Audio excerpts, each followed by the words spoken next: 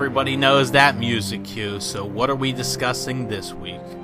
This week we are discussing the Robocop remake and a little bit of the Lego movie, and then we'll sprinkle that with some Oldboy, the remake. So exactly how did these movies fare?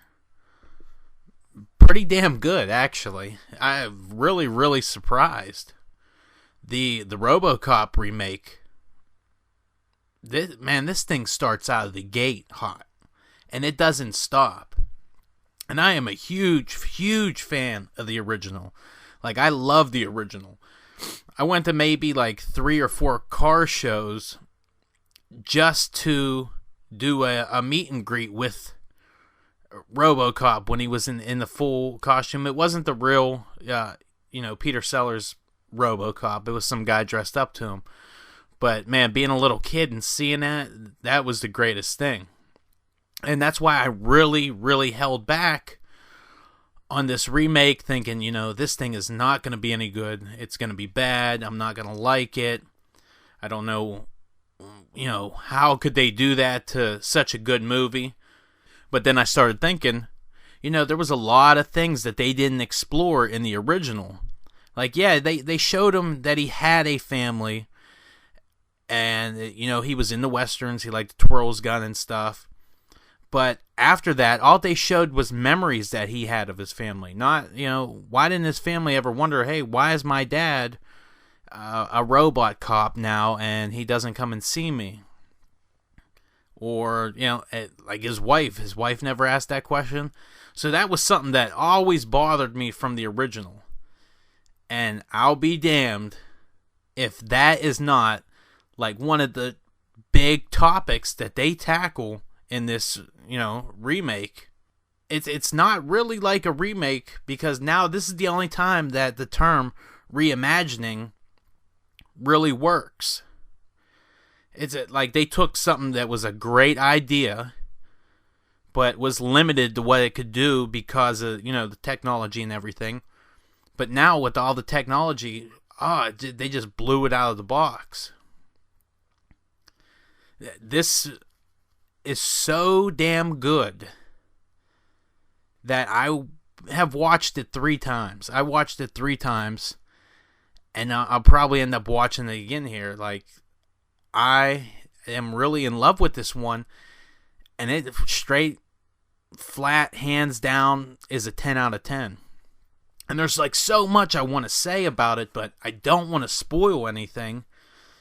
But one of the great visuals, this won't spoil anything, is you get to see what is actually human inside, Robocop. Where does the machine end and where does the body begin? Oh my God, does that visual just blow me away? Like, it is so... it's so... Ugh. I can't say any more than that. You have to see the damn movie. Go see the damn movie. Read my review on it. You just heard my review on it. See the damn thing. It is so good.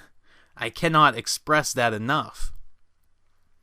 Then, I had to switch up pace. Had to go see something for the kid. What did we see? Lego movie. Now, did I really want to see this for my kid, or did I want to see this for me? A little bit of both. Why? Because they had so many characters tossed into this movie that you just could not see it. You had to go see Lego movie also. So, Lego movie filled with good, adult humor, because they know, like, we got people who play with Legos who are in their 30s, who are in their 40s, who are in their 50s. They've been around for a while. So let's make this so it works on all levels. And it really does. And one of the best, like, little nod, tip of the hat things is the Star Wars. The Star Wars Lego set comes up. And they're all voiced by their real characters. Lando Calrissian. Lando Calrissian is voiced by Billy D. Williams. Han Solo, Harrison Ford, and Chewbacca, of course, is Chewbacca. And then they have a nice little conversation there with Batman and stuff. And it's just so funny. And the ending, you kind of see it coming right from the beginning because, I mean, it's a Lego movie. And even if you did figure out the ending within the first 5 minutes, it doesn't take away from the story. The story still holds you. It still keeps you enticed. And then they do funny little joke things because they have things from our world and their world. Like the Band of Aid that if put to your skin, it will pull off and hurt unmercifully. Or the blade of Exact Zero, which is an X-Acto knife. The key one, which I can't tell you, but you'll understand it whenever you see it. It's a good movie. Everybody will enjoy it. And hands down on that one, for the simple fact that it's a full feature-length Lego film, and I honestly can't tell if it's a stop motion or digital, I'll go 10 out of 10 on that one also. Nice little run of movies we had here. And for the third one is a bit older, but I really was hesitant to watch it. Oldboy. Oldboy, I love the original. That version will always be the better version. But they really did do a good Americanized version of it. I was surprised. They switched it up enough and twisted it enough to make it different, but the same. The acting is fucking superb. Everybody's on point. Elizabeth Olsen, man, this girl can act. Like, she's a scene stiller. She can straight up outdo anybody.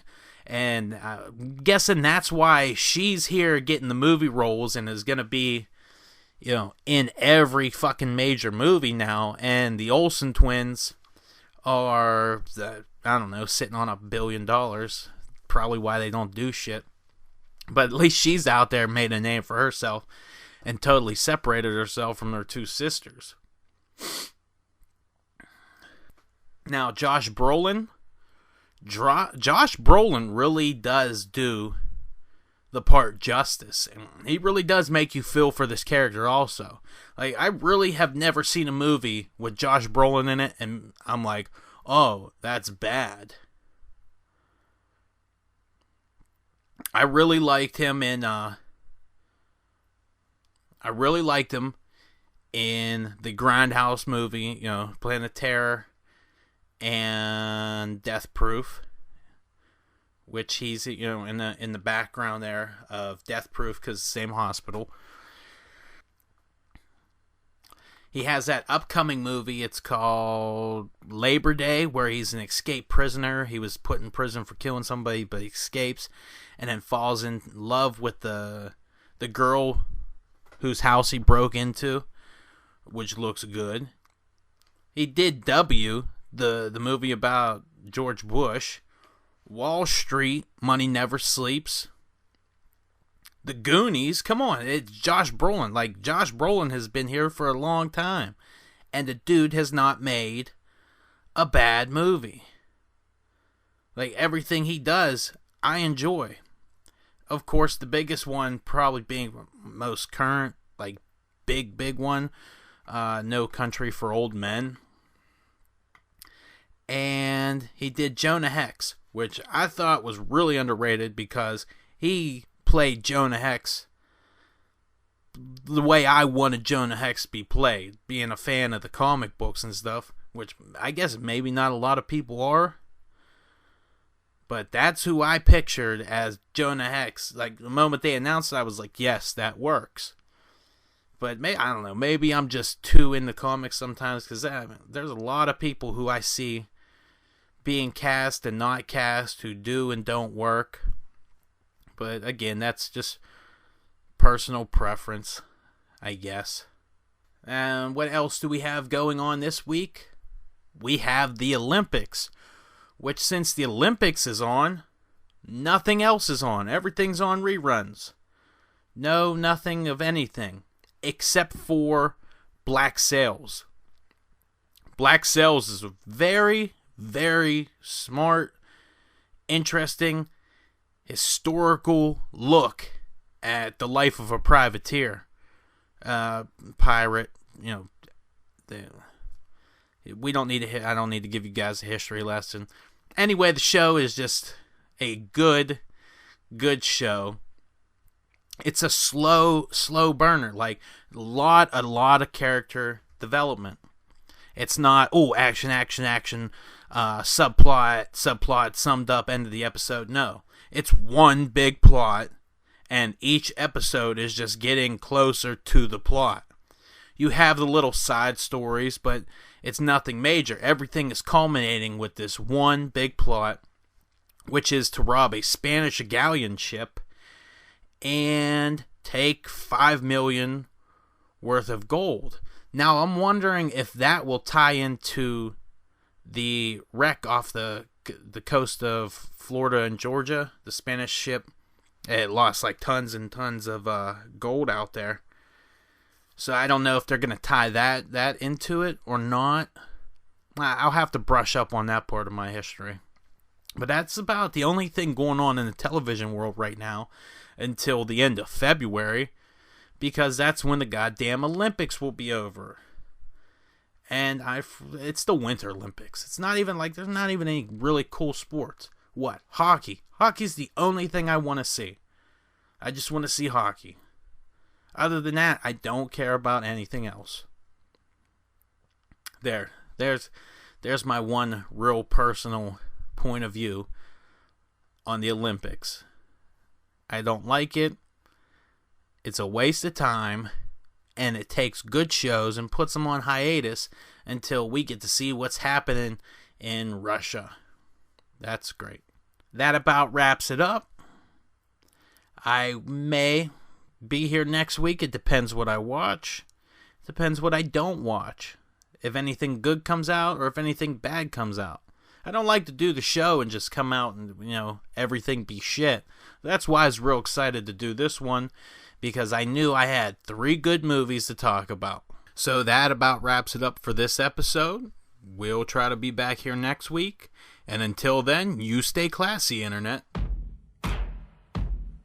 Hey guys, this is Rich here, and I wanted to say thank you for taking the time to listen to this show and the others on the site. The shows are free and always will be, but if you like what you hear each week, you can show your support by doing your shopping through Amazon.com. Now, I'm not telling you to run out and buy anything right now, but if you are going to buy something, why not click on the Amazon banner at the top right of thedevilseyes.com, and you can get sent to the same Amazon place. The only difference is Amazon kicks back a small percentage to the site and the shows. There are no extra charges to you, and it will help us keep the shows that you love running free forever. Our shows have always been free, and we aim to keep it that way. So one more time, thedevilseyes.com, and click on the Amazon banner when you do that shopping.